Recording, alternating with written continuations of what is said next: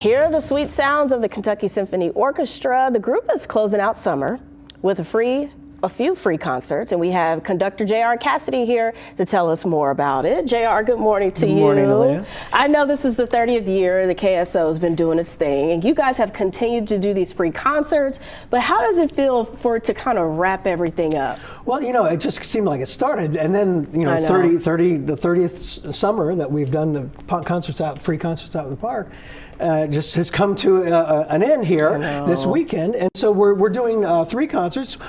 First one's on Saturday in DeVue Park, then Sunday in Tower Park in Fort Thomas, and then in Middletown, Ohio, at the Woodside Arboretum on Monday. So we're hitting all the places here. I know it. This is kind of like the official ending of summer for those who always come to KSO and watch you guys perform.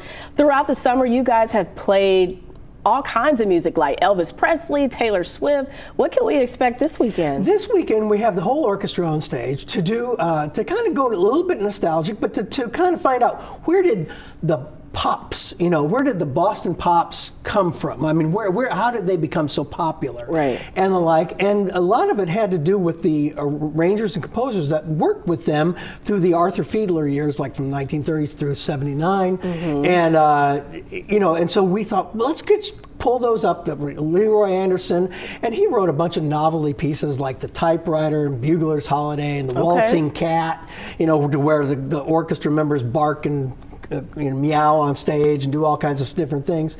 And then there was Dick Hayman, who wrote a bunch of great barnyard type of things with novelty instruments and the like. And then Henry Mancini, who you know, wrote, you know, of course, The Pink Panther and Moon River and those beautiful songs and different things that made it to the pops, you know, venues.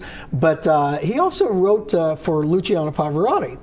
And so we're going to do a couple songs that he did with Luciano and with tenor Pedro Barbosa.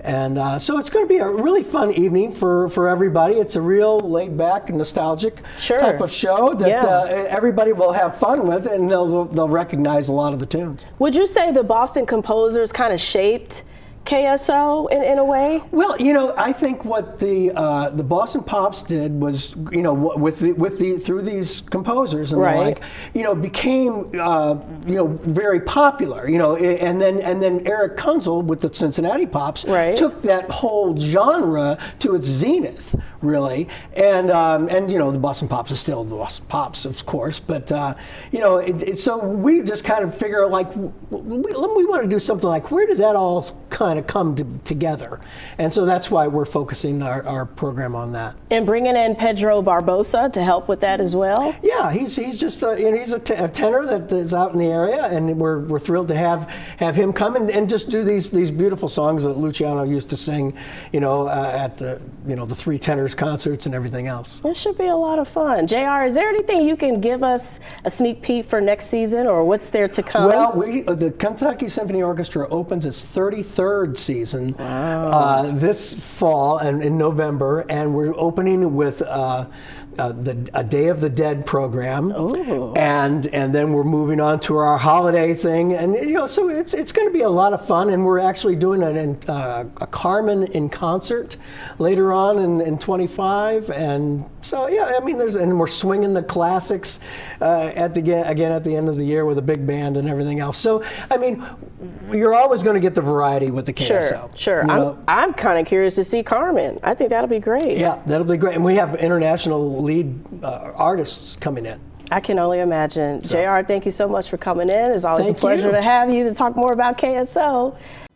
You can always find our local 12 stories right here on YouTube. Don't forget to tap subscribe, and then you can get all the notifications.